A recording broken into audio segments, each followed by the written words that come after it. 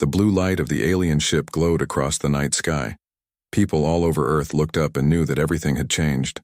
After years of sending signals into space, someone had finally answered. Susan Miller stood at the front of the group of humans chosen to meet the aliens. As captain of the Earth Defense Force's flagship, she had trained for many things, but not this. Her hands were steady, but her heart beat fast in her chest. "Are you ready?" asked Jack Nelson, her first officer. His voice was calm, but she saw the worry in his eyes. Susan nodded. "As ready as anyone can be to meet beings from another world." The large metal door of the landing field slid open. The air seemed to change, growing thicker with tension. 7 tall, thin beings walked slowly toward the humans. Their skin was pale green and they had 4 arms each. Their eyes were large and black with no whites at all. The tallest alien stepped forward. Its mouth did not move, but Susan heard a voice in her head. "We are the Nexivori. We come in peace to learn and share knowledge." Susan stepped forward too. "Welcome to Earth. We are honored to meet you and eager to learn from each other." The aliens seemed pleased. They bowed their heads and the humans copied them. Over the next few days, the humans and Nexivori began to know each other. The aliens were peaceful and smart. They had traveled the stars for thousands of years, meeting many alien races. They seemed most interested in human art, music, and family life. One day, a group of Nexivori scientists asked to see how humans cared for their young. Susan took them to visit a school where her niece Lily was a student. "Our species does not raise our young as you do," said Zeltir, the lead alien scientist. "We lay eggs in special pools. The young grow on their own, learning from computers. They do not meet their birth parents until they are grown." Susan was surprised. Human children need years of care and teaching. They form strong bonds with their parents and other adults. The aliens watched the children play. When one small boy fell and hurt his knee, his teacher ran to him right away. She held him and spoke soft words until he stopped crying. "This response is very fast," said Zeltir. "Is the child badly hurt?" "No," said Susan. "But humans feel a strong need to protect children from any pain or danger. It's part of our nature." The aliens looked at each other. Something in their eyes made Susan feel uneasy. Later that week, the Nexivori showed humans videos of their homeworld. It was beautiful, with tall silver buildings and strange plants. But something happened during the showing. A clip of a human mother pulling her child from a burning car played by mistake. The woman in the video lifted a heavy door that would normally need several people to move. The aliens became very quiet. One of them, a scientist named Verlox, asked, "Is this normal human strength?" Jack Nelson explained, "No. But when our children are in danger, humans can sometimes do things that seem impossible. We call it hysterical strength. It happens when our bodies produce chemicals that make us stronger for a short time." The Nexivori scientists looked worried. They spoke to each other in their own language, which the translation devices could not understand. That night, Susan found Zeltir working late in the meeting room. The alien was studying human brain scans. "Is everything okay?" Susan asked. Zeltir looked up. "We have noticed something interesting about humans. When you see images of children in danger, your brain patterns change in ways we have never seen in any species." Susan smiled. "That's just our protective instinct." "Yes," said Zeltir. "But it changes you. It makes you different." The alien's black eyes stared at Susan in a way that made her skin feel cold. For the first time since the Nexivori arrived, she wondered if their peaceful visit might hide something else. 6 months passed since the Nexivori first came to Earth. Now a large space station hung in orbit, built by both species working together. It was shaped like a wheel with 2 rings, one where humans lived and one for the aliens. Dr. Alan Parker looked through his microscope at samples of Nexivori blood cells. They were nothing like human cells. They changed shape as he watched, like tiny living puzzles. "The way your cells adapt is amazing," Alan said to Kelthax, the Nexivori scientist working with him. Kelthax moved closer, all four of his arms busy with different tools. Your cells are interesting too. They fight so hard to live, even when removed from your body. The two had become friends over months of working together. Alan learned that Nexivori were thousands of years ahead of humans in science, but they were curious about human emotions. Kelthax often asked Alan to explain jokes or why humans cried during sad movies. My sister Nancy and her daughter Emma are coming to visit the station next week, Alan said. Would you like to meet them? Yes, said Kelthax. Our leaders are very interested in human family groups. Some families will even visit our homeworld soon. Later that day, Alan joined Jack Nelson in the station's dining area. Jack had been working with the Nexivori military to share defense information. He looked tired. Everything okay? Alan asked. Jack lowered his voice. Have you noticed how interested they are in children? All their questions about how we protect them, what we would do if they were in danger. It seems odd. Alan shrugged. They don't raise their own young. It must seem strange to them that we spend so much time caring for our children. Maybe, said Jack. But yesterday they showed me battle plans from their history. In thousands of years of wars with other aliens, they never attacked places where young aliens lived. They seemed shocked when I told them that human wars sometimes hurt children. That's good, isn't it? Alan asked. It means they're peaceful. Peaceful, yes. But they keep watching us like they're waiting for something. The next week, Nancy and Emma arrived at the station. Emma was 8 years old with curly brown hair and bright eyes full of wonder at the space station. The Nexivori were fascinated by her. Many of them had never seen a human child up close. Kelthax brought a gift for Emma, a small crystal that glowed with soft colors. On our world, young ones learn with these. It holds knowledge that can be shared with your mind. Emma held the crystal carefully. Thank you. Can I really learn alien stuff with this? Yes, but only simple things for now. It is set for your safety. That word, safety, came up often when the Nexivori talked about children. They invited 20 human families to visit their home world as part of a cultural exchange, and Nancy and Emma were chosen to go. The night before they left, Alan had dinner with them. Emma could hardly sit still, too excited about flying to an alien planet. Just be careful, Alan told Nancy when Emma wasn't listening. We still don't know much about them. Nancy smiled. They're so careful with children. I think Emma might be safer on their world than on Earth. After they left, Alan noticed changes in the research priorities. Suddenly, the Nexivori wanted to study human stress responses. They set up tests that measured how humans reacted to different situations. One day, Alan walked into a lab and found Kelthax looking at brain scans of humans. The images showed bright red areas lighting up in certain parts of the brain. What are those? Alan asked. Kelthax quickly switched off the screen. Just some routine scans. But Alan had seen enough to know they weren't routine. They were scans of human brains when shown images of children in danger.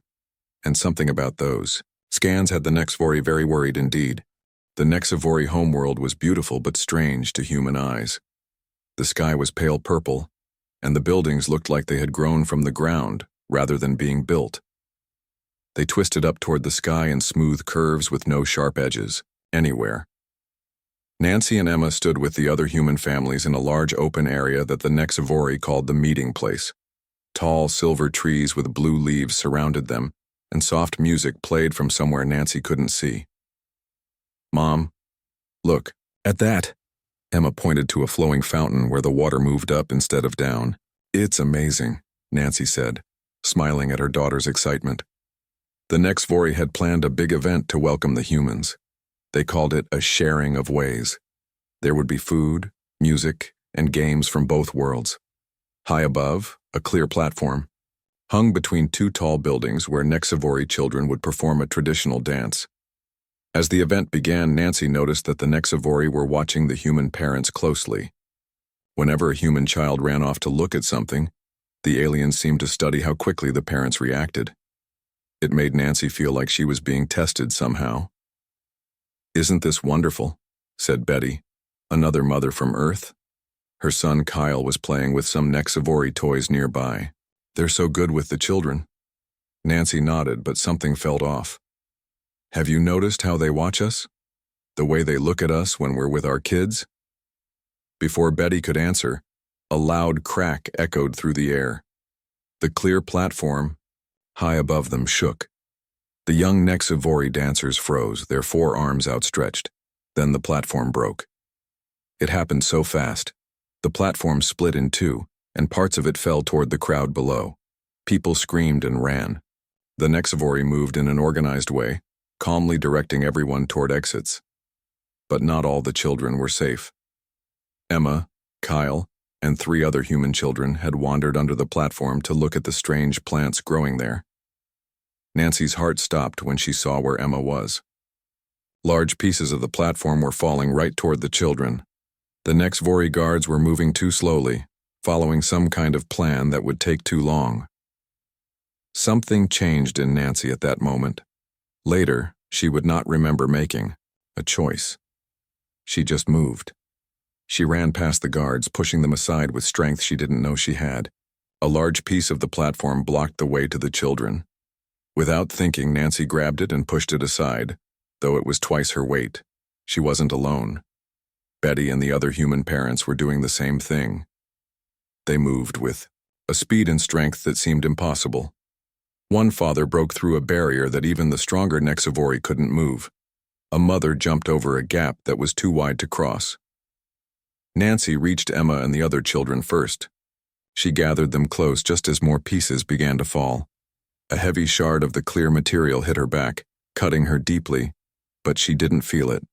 She shielded the children with her body until the other parents reached them. Together, they carried the children to safety, moving through dangers that should have stopped them.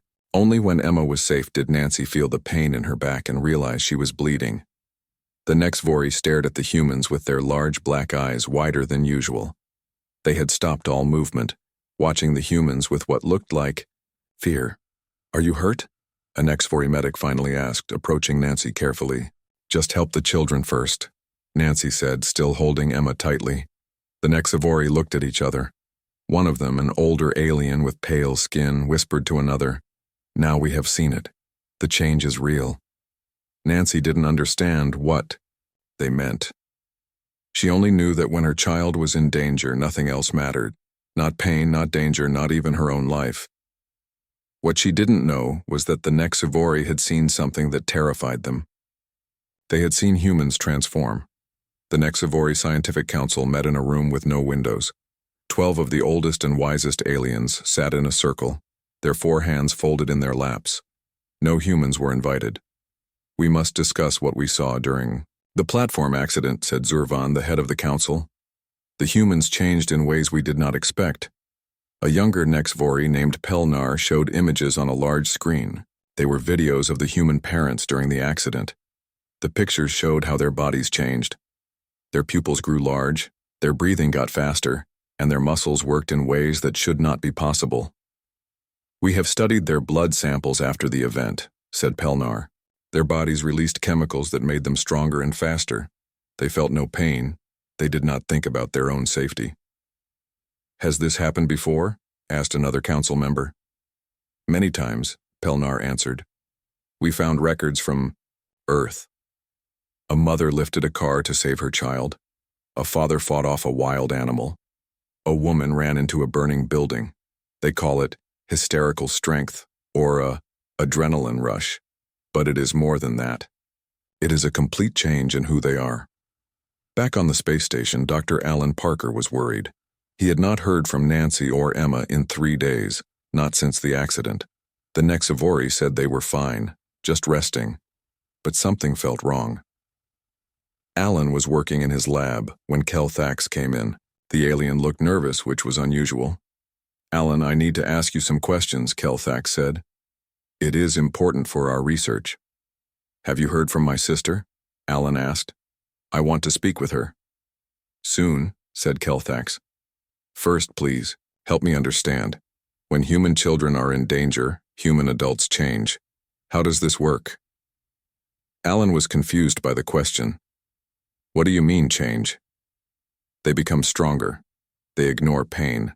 They break rules. They harm others who get in their way. They become ruthless.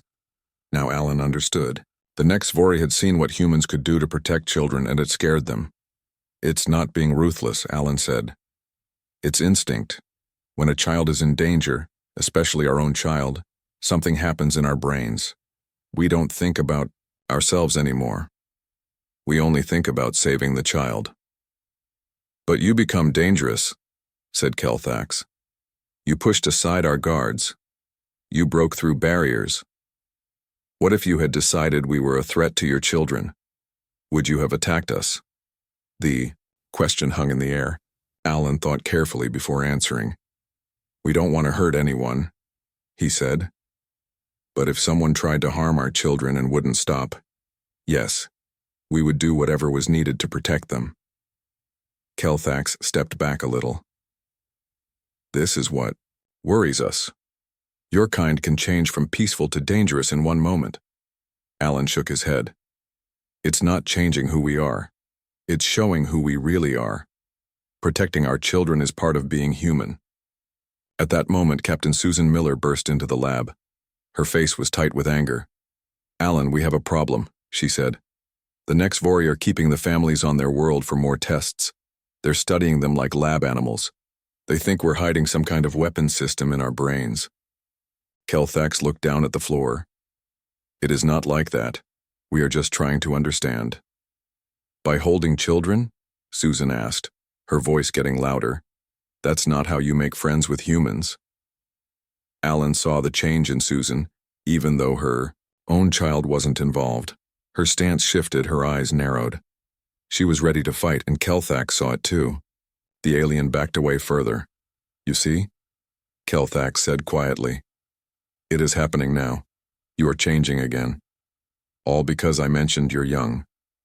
Alan realized with a cold feeling that the next Vori weren't just curious about humans. They were afraid of them. Word spread quickly through the space station. Humans were angry that their families were being kept on the next Vori world. The aliens were watching them more closely now, as if waiting for them to change. Jack Nelson met with Captain Susan Miller in her office. Maps of the next Vori world filled the screens on the wall. We need to get our people back, Susan said. Her voice was calm, but her eyes were hard. 20 families, 47 children, all being held for tests. The next Vori say they're guests, not prisoners, Jack said. But they won't let them talk to us or come back to the station. Susan hit her desk with her fist. They're studying what happened during the accident. They saw our people lift things too heavy for them, move too fast, ignore their own safety.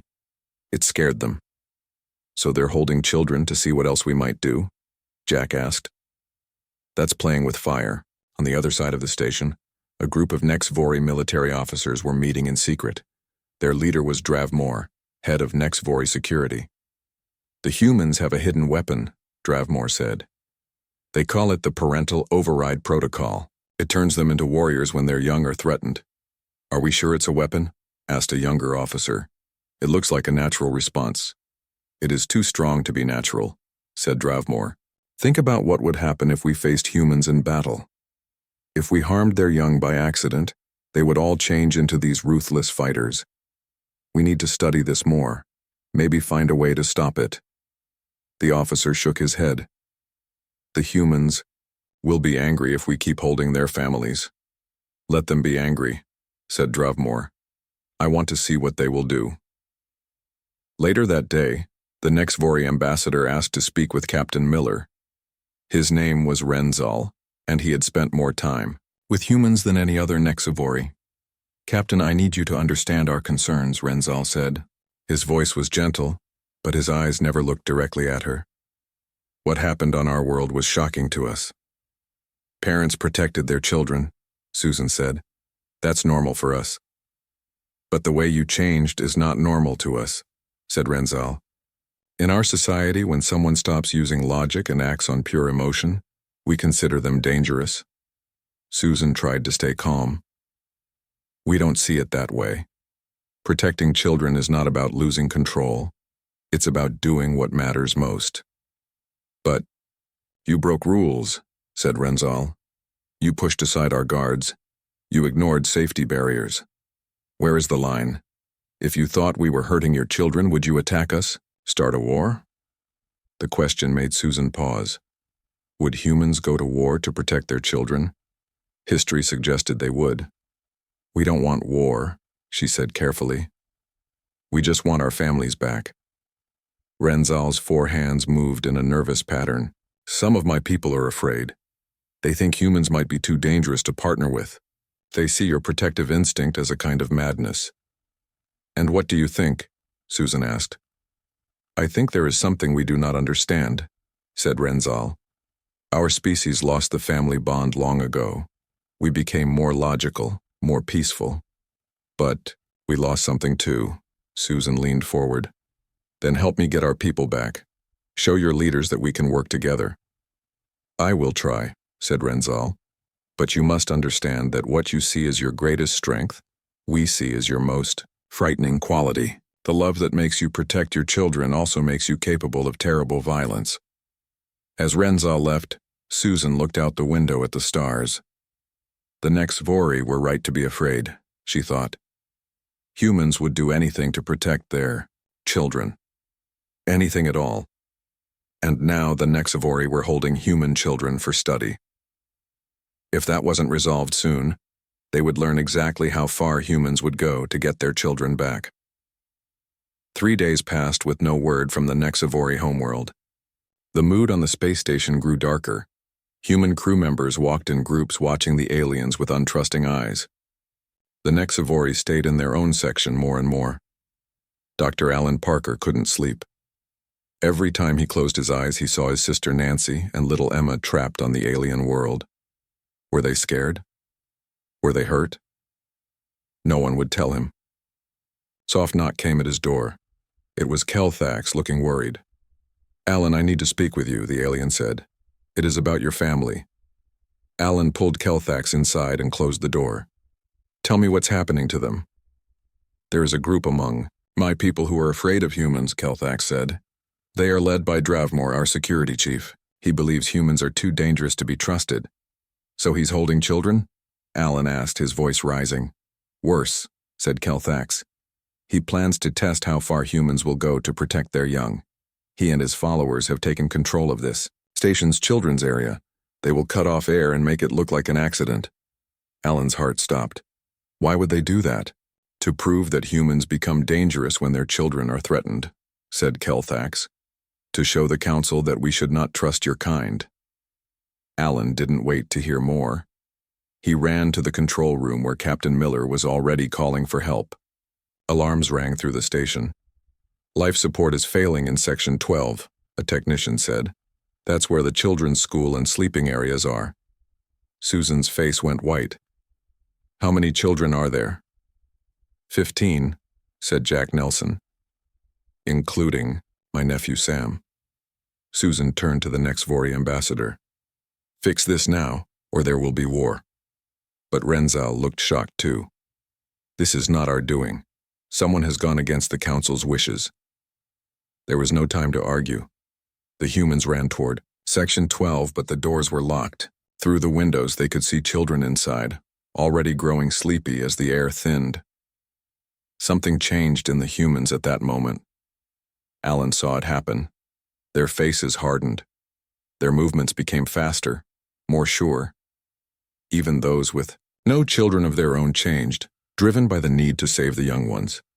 Jack Nelson slammed his body against a locked door again and again until the metal bent. His shoulder was broken, but he didn't seem to feel it. He kept hitting the door until it gave way. Inside, the section was guarded by Nexvori security forces. They tried to stop the humans, saying they had orders from Dravmor, but they didn't understand what they were facing. The humans fought like nothing the Nexvori had ever seen. They ignored stun weapons that should have stopped them. They kept moving with broken bones and bleeding wounds. Nothing would stop them from reaching the children. Alan found the control panel for life support and worked to fix it while others fought off the guards. His fingers moved faster than they ever had before, his mind clearer than it had ever been. Across the room, Jack had reached his nephew Sam, who was barely breathing. 3 Nexvori guards tried to pull Jack away. Though injured and outnumbered, Jack fought them all off, moving with a speed and strength that seemed impossible. From the doorway, Alan saw Dravmore watching, his black eyes wide with fear. The alien was recording everything, studying how the humans changed. "They are monsters," Dravmore whispered to another Nexvori. "Look how they fight. Look how they change." But the other Nexvori, one of the scientists named Tevlan, shook his head. "No, they are not monsters. They are something we used to be long ago, before we forgot how to care." As the air returned to the children's section and the young ones began to breathe normally again, the humans' fury didn't fade. They had saved their children, but they would not forget what had happened here, and the Nexvori watched in horror, finally understanding what they had awakened. The Nexvori High Council called an emergency meeting. Dravmore was brought before them in chains, his forearms bound. The attack on the children's section had not been approved. It had been his plan alone. "You have broken our most sacred laws," said Zurvan, the head of the council. "You put children in danger." "I needed to show you what humans become," said Dravmore. "You saw it. They changed into warriors. They broke bones and kept fighting. They ignored pain. They would have killed us all to save their young. And you created that situation," said Zurvan. "We do not harm the young of any species. Ever." Renzal, the ambassador, stepped forward. "The humans want Dravmore handed over to them for punishment. They say he committed a crime against their children." The council chamber grew quiet. To give one of their own to humans was unthinkable. But so was what Dravmore had done. Meanwhile, Dr. Alan Parker and Kelthax were trying to fix what had been broken. They set up a meeting room where Nancy Parker, still showing the scars from the platform accident, could speak with the Nexvori scientists. Nancy sat across from 5 aliens. Her daughter Emma was not with her. She would not let the child near the Nexvori anymore. "You want to understand why we protect our children the way we do," Nancy said. "Let me try to explain." The lead scientist, Tevlan, nodded. "Please. We have studied the chemical changes in your bodies, but we do not understand the feeling behind it." Nancy thought for a moment. "When I saw Emma in danger, I didn't think. I just acted. There was no choice to make. Saving her was all that mattered." "But you hurt yourself," said Tevlan. "You suffered pain and injury. That is not logical." "Love isn't logical," said Nancy. "From the moment Emma was born, I knew I would die for her if I had to. All parents feel that way." The aliens looked confused. One of them asked, "All humans would die for their young?" "Not just their own young," Nancy said. "Any child. It's part of who we are." She showed them pictures from Earth's history. People who had saved children from fires, from floods, from wild animals. Ordinary humans who had done amazing things when a child needed help. "You see this as some kind of weapon, or a madness that makes us dangerous," Nancy said. "We see it as our finest quality. It's how we know we're still human." Across the station, Captain Susan Miller met with Renzal. The situation was still tense. Some humans wanted to leave and never deal with the Nexvori again. Others wanted justice for what had happened. "My people are afraid," said Renzal. "They have never seen anything like what your people did to save those children." "And my people don't trust yours anymore," said Susan. "You studied us like animals. You put our children in danger." "Not all of us," said Renzal. "Dravmore acted alone. The council has stripped him of all rank. He will be punished." Susan looked hard at the alien. "Will your people ever understand us?" Renzal's 4 hands made a gesture Susan had never seen before. It looked like surrender, but also like reaching out. "We are trying," he said. "Some of us see that what we first thought was a weakness in your species, your emotional attachment to your young, might actually be a strength we have lost." Susan wasn't sure she believed him. The Nexvori were so different, so coldly logical. How could they understand what it meant to love a child? But then Renzal showed her something on a small screen. It was Kelthax, the scientist who worked with Alan. He was watching human children play, and he was standing in front of them when another Nexvori approached too quickly. his 4 arms spread wide, protecting them. "It seems," said Renzal, "that some of my people are learning from yours." For the first time in days, Susan felt a small hope that humans and Nexivori might understand each other after all. 1 year had passed since the terrible events on the space station. Many things had changed. The humans and Nexivori still worked, together, but with new rules. The Nexivori had created special guidelines for dealing with humans, especially when children were present. The space station had been rebuilt and improved. It was now twice as large, with more areas where both species could meet and learn from each other. But there were also more private spaces where each group could be with their own kind. Captain Susan Miller stood in the main gathering hall, watching. Humans and Nexivori move around each other with careful respect. Today was important. They were celebrating 1 year of peace after almost going to war. "Do you think it will last?" Jack Nelson asked, coming to stand beside her. His arm had healed, though he still couldn't raise it as high as before. "I think we understand each other better now," Susan said. "They know our limits and we know theirs." The Nexivori had learned that humans would fight to the death to protect children, and humans had learned that the Nexivori found this both frightening and fascinating. Across the room, Dr. Alan Parker was talking with his sister Nancy and Emma. The little girl was showing him a toy the Nexivori had made for her, a small crystal that changed colors when she touched it.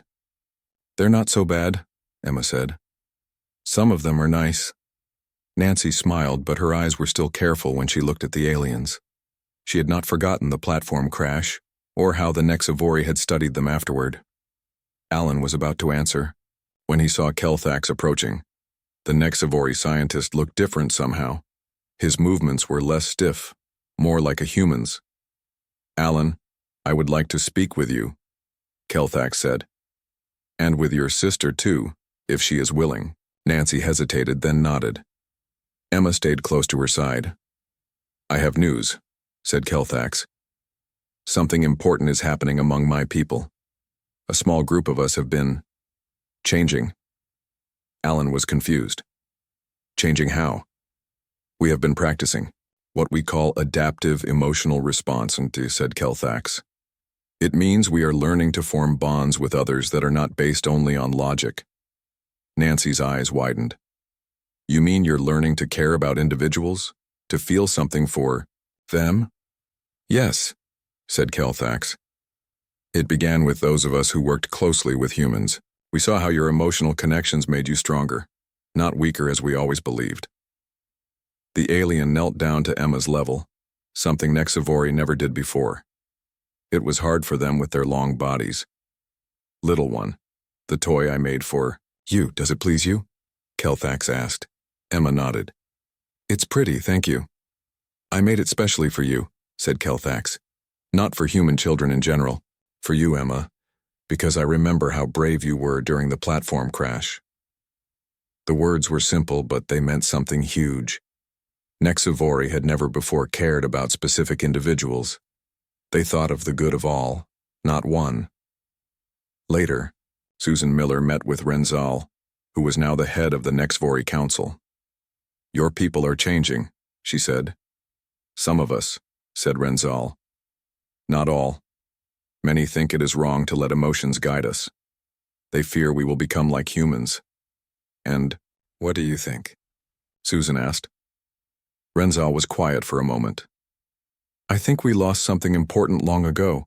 We became so logical, so peaceful, that we forgot what it means to truly care for someone else, even if it sometimes makes you dangerous," Susan asked.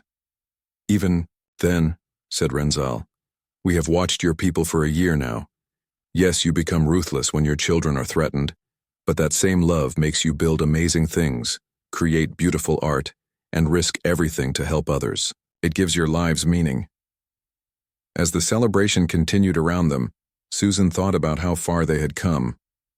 The Nexivori had been horrified by what they saw as the trigger that turned humans into ruthless killers. But some of them were, now trying to find that trigger in themselves. Maybe, Susan thought, what had nearly torn them apart would end up bringing them together.